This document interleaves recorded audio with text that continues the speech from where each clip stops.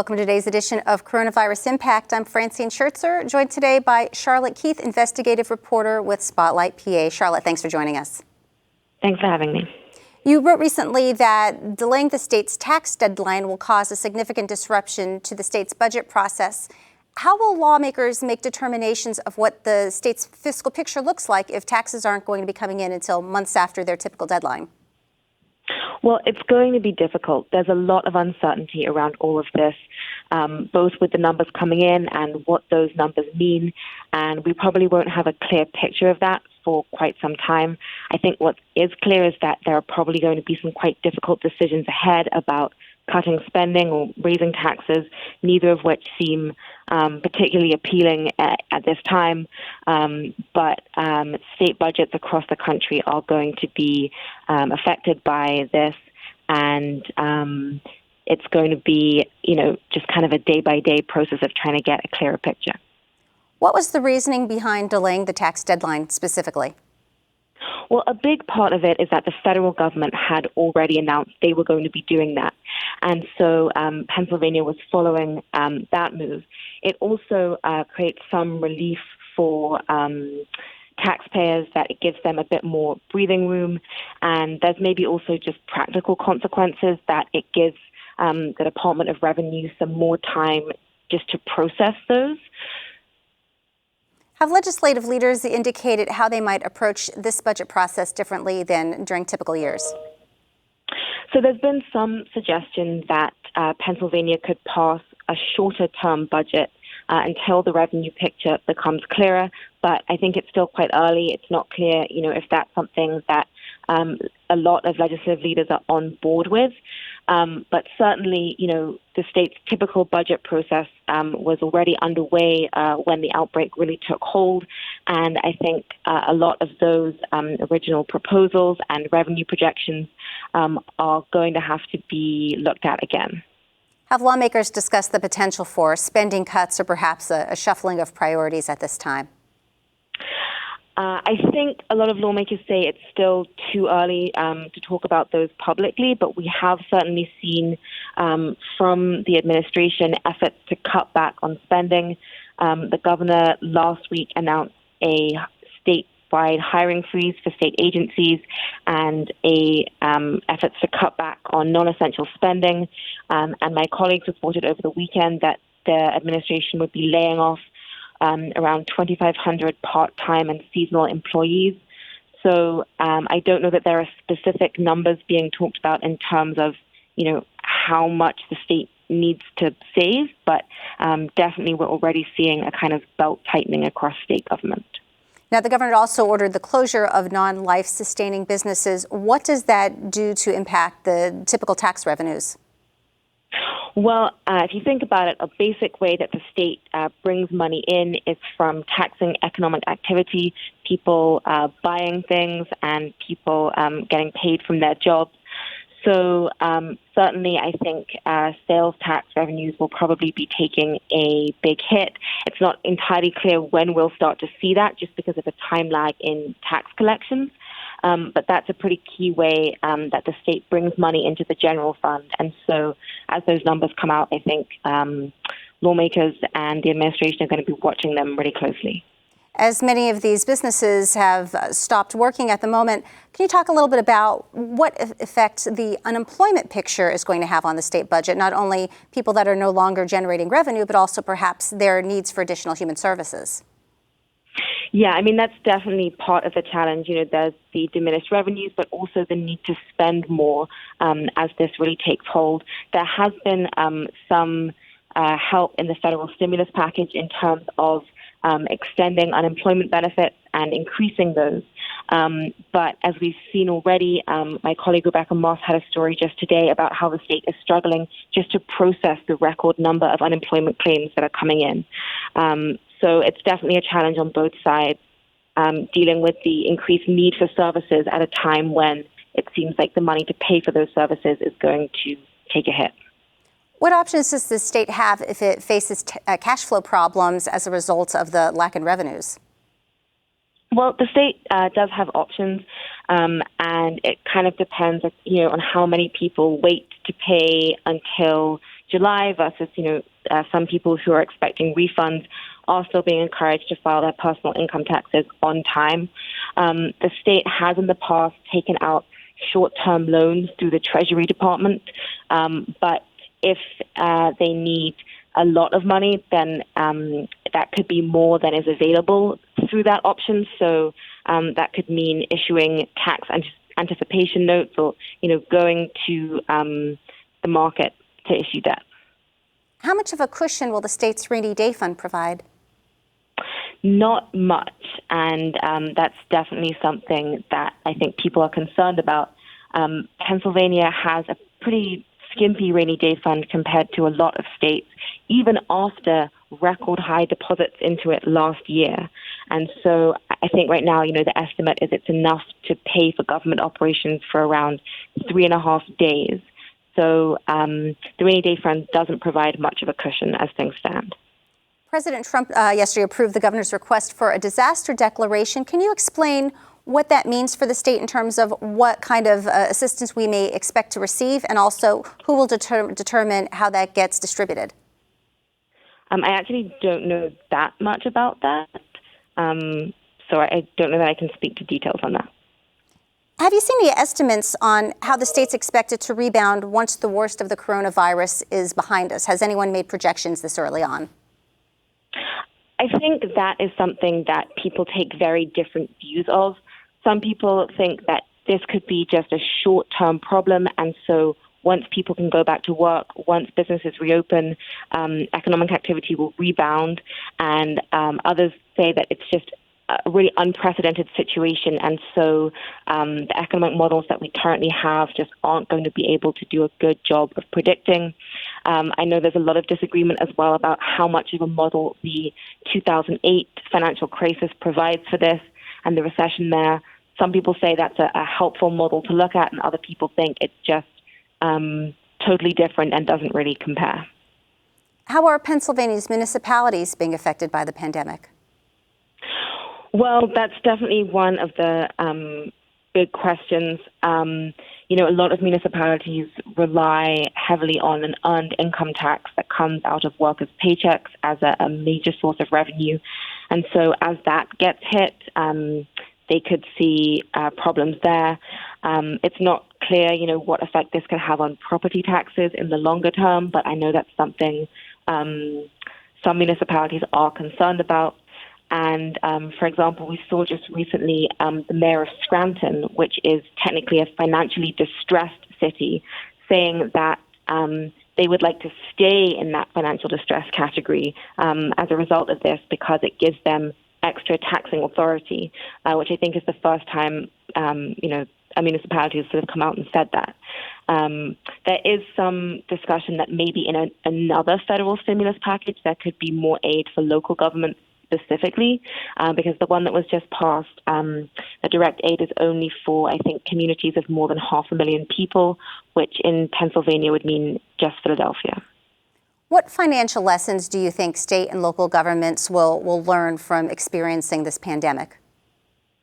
Well, I think it's difficult to say because even in the best prepared states, this is so unprecedented and so impossible to predict that whatever states had done, it probably wouldn't be enough. But I think it does underscore the need for saving and putting money into a rainy day fund when things are good. Something, some analysts point to is the record period of economic expansion that has, now just finished. And they sort of say, well, if your state can't squirrel money away in those circumstances, there's really no excuse for that. Do you think that as a result of the pandemic, there will be a greater divide between Pennsylvania's different economic classes? I think that's just really hard to say. I mean, I think so much of, the future is in flux. We don't know what other help the federal government might provide. We don't really know how long this will last. We don't know if, the number of cases maybe will start to go down as social distancing takes effect. So I think that will really depend on how long and how serious this is. For our viewers that may not be familiar, can you explain what is Spotlight PA? So we are a collaborative nonprofit newsroom covering state government. Our founding partners are the Philadelphia Inquirer, the Pittsburgh Post-Gazette, and the Harrisburg Patriot News. But we also publish in more than a dozen local newspapers across the state. And so we're laser focused on covering, how state government is dealing with the outbreak. You've been writing recently primarily on the economic impact. Can you talk about some of the other facets of this pandemic that some of your colleagues have been covering?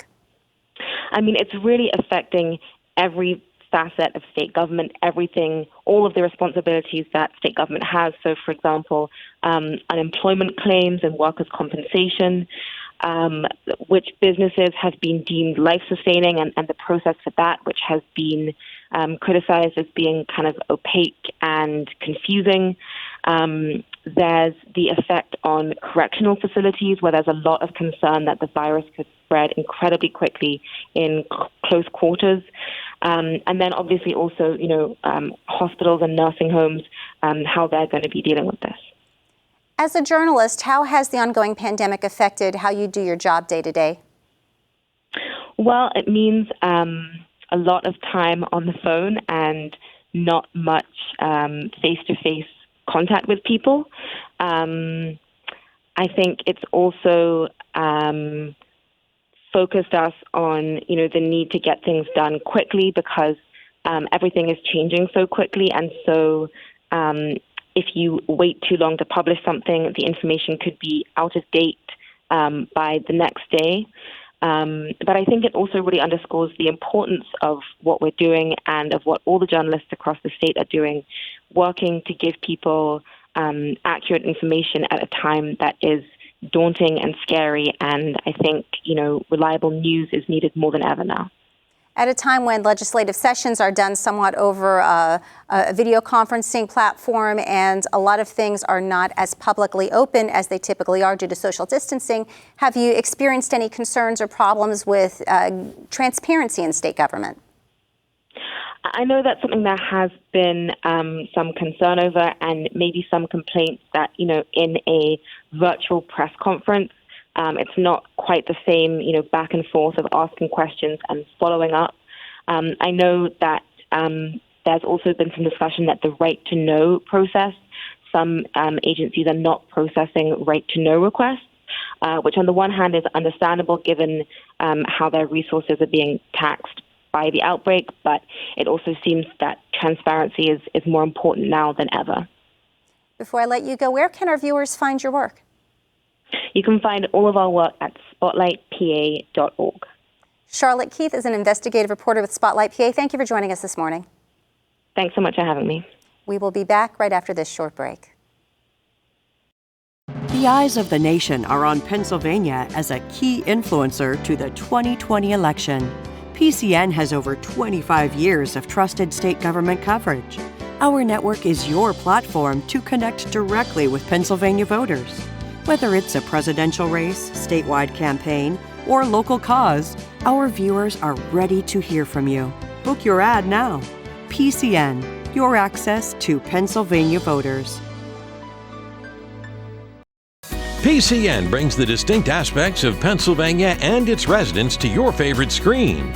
Hear from state government and community leaders during unedited, balanced coverage of politics and policy. Dig into the rich history and culture of the state, presented by notable residents and historians. Score a view of the best high school, college, and world-class athletes competing across the state, and much, much more. Start exploring the Keystone State today on PCN and the PCN app. Welcome back. We are now joined via Skype with Adam Marles, President and CEO of LeadingAge PA. Adam, thank you for joining us this morning. Thank you for having me. First of all, for those that are not familiar, can you explain who does LeadingAge represent?